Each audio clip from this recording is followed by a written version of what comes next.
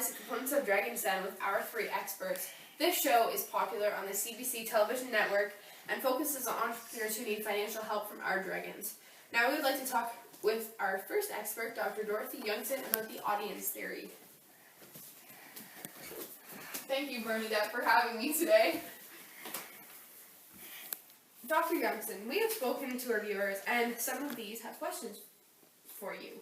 Our first question is from @AwesomeSauce, and he tweeted, which representation of the audience theory applies most to Dragon's Den?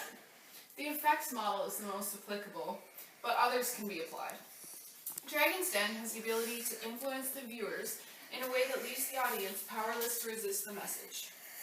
Can you explain that further? I'm sure the audience do not enjoy hearing that they are powerless to resist the messages of the media. Unfortunately for audiences, in this case, it's true. They see the entrepreneurs present their ideas and watch the good ideas become successful, while the bad ones practically get laughed off screen. It causes the audience to think that if they were to pursue entrepreneurship, that they better have a good idea on their hands, and that is exactly what the producers want people to think. I understand that for the most part, in this model, the text has a negative influence on the audience. However, could you discuss situations in which the audience chooses to use the text for their own benefit? This is known as the uses and gratifications model, a theory in which the audience is actively using the message they are decoding from the text. In this case, instead of being passive and powerless to the message, they use the audience to their benefit. In the case of Dragon's Den, audience members can interpret the ideas of the entrepreneurs to create their own. This creates better inventions and a higher success rate for the audience should they choose to go through with their ideas. Is there any way that the hypodermic model is present on the show? The hypodermic model states that the audience is duped by the information, meaning that they cannot resist the message and only one message can be taken in by the audience. When people watch the show, they can either choose to take the information and make it better for their own benefit, or watch the unsuccessful attempts from the entrepreneurs and ignore them. There are no messages encoded by the producers in which the audience has no choice whether to receive the message correctly or not. Thank you, Dr. Our expert cannot be here today, but luckily for us, I was able to catch up with him earlier this week and ask him all of our burning questions. He is an expert on the propaganda model created by Noam Chomsky. Hello, Bernadette. I'd just like to apologize for not making it to your studio today, as I am stuck in Chicago for the rest of the month. Anyways, I'd just like to say thank you very much for inviting me to your show as your expert on the Chomsky propaganda model. Our first question for Jake is from FridayMan88, which is, which filters do you think best apply to Dragon's Den? Ownership. Without question, I believe ownership is a major filter that applies to Dragon's Den. Not only is it aired on a television station that is state-run, but the Dragons are also successful entrepreneurs that have either had a huge part in making a company successful or have a large share currently in an ownership of a company that is doing successful. Because obviously, you're not going to have a show run by a bunch of unsuccessful business people. All of the Dragons have multi-million-dollar net worths. The first filter is ownership, which is how the people who own the show can affect the content shown. In the case of Dragon's Den, it is owned by CBC, which is owned by the Canadian government, which means it is state-run. How does this affect who and what appears on the show? Well, obviously the Canadian government isn't going to allow products or ideas on the show that may hurt their reputation. This includes questionable political views and threats to national security, things such as guns, other dangerous illegal things. This often fluctuates depending on the government in power. A great example of this is when it comes to the Liberals' interest in legalizing marijuana. They would be more apt to allow pro-marijuana products to go on the show or commercials, whereas the Conservative Party, that was priorly in power, would be denying these types of products because they've never had an interest in legalizing that product. So this kind of relates to how the television station, and more specifically Dragon's Den, is run by ownership. Well, Jim Treliving is one of the main dragons on the show, and has been a large part of all 10 seasons made thus far. He is the only dragon to be there for all 10 seasons. He is also the owner and chairman of Boston Pizza. Obviously, because he too would have a lot of say in what is put on the show, otherwise he wouldn't be on there, There will be no products or ideas for businesses that will threaten his restaurant's success. If by chance there isn't any ideas that have that kind of nature, odds are it's likely because it got completely kiboshed by the Dragons, thus giving Jim the chance to use Boston Pizza as a better business example and boosting the restaurant chain's popularity. Many of the other Dragons that have any other businesses, etc., throughout its seasons would also have say in what happens on the show, otherwise they too wouldn't be on it, to ensure that their companies wouldn't have ties to things that would hurt their reputation. The second filter is advertising, and this means that the advertiser has the influence on which products appear on the show. Is this filter applicable to Dragon's Den?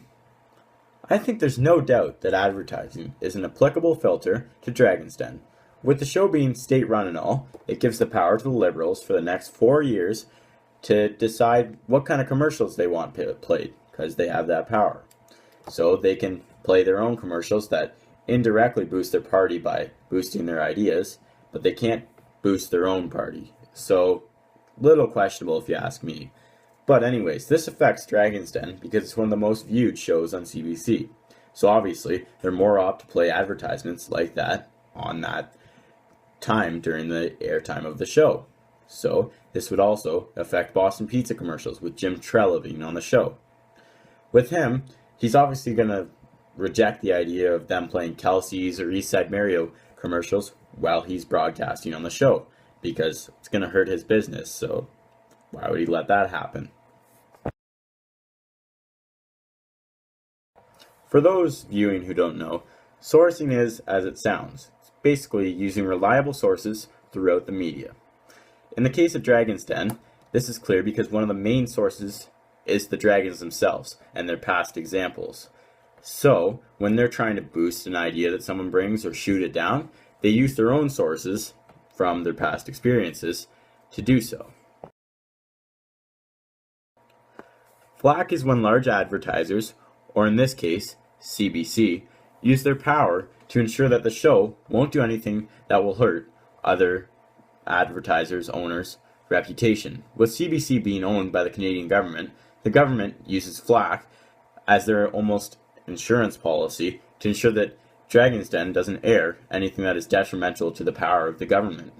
Flack is also applicable, once again, with Jim Treliving, because if the show stated stuff that started to kind of damage the reputation of his company, then he would leave the show, hurting their popularity as he's one of the most well-liked and popular Dragons, as shown because he's been on 10 seasons. So the fifth and final filter, we'll say, is ideology. And that's when a set of opinions or beliefs of a group are clearly followed and shown.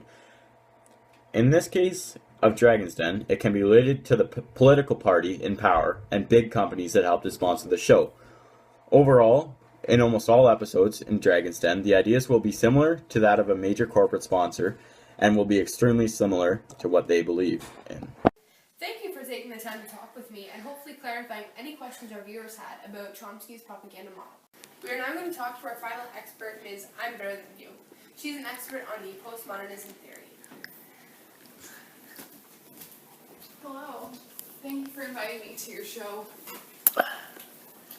Thanks for joining us. Can you first explain what postmodernism means? Well, postmodernism occurred in the late 20th century. It was a movement from what was called modernism, in things such as art or anything related.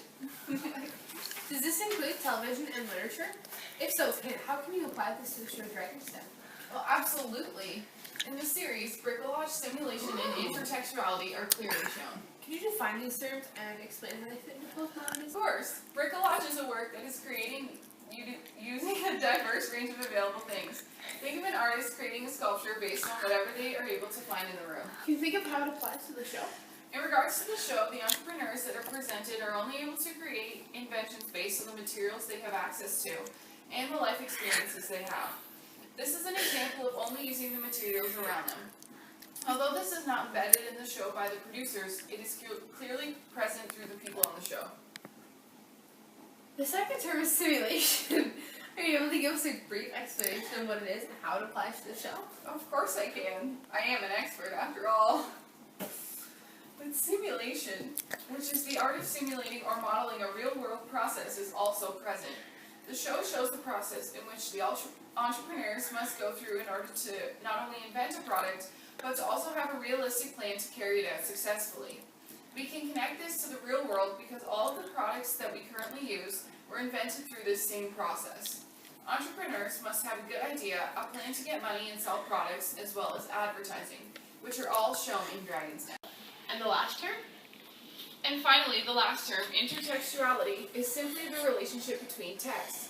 For example, the show Shark Tank is a spin-off of Dragon's Den. It revolves around the same concept but takes a Canadian show and puts an American spin on it. The difference being the dragons are now sharks, as well as money and legal matters in the United States. Thank you very much for coming today. I am a great expert. Goodbye. Goodbye. As said clearly by all three of our experts today, as they explained the audience theory, postmodernism, and Chomsky's propaganda theory, all are clearly present in the show of Dragon's Den. We hope that you have learned something about these theories and will think about this the next time you watch the show. Thank you for joining us on We're Gonna Get a 6 today.